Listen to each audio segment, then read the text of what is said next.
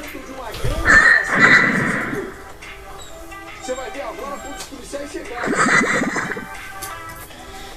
Olha só a polícia civil agora para pegar esse cara. Vamos ver a nossa repórter, foi lá. Olá, Passaia.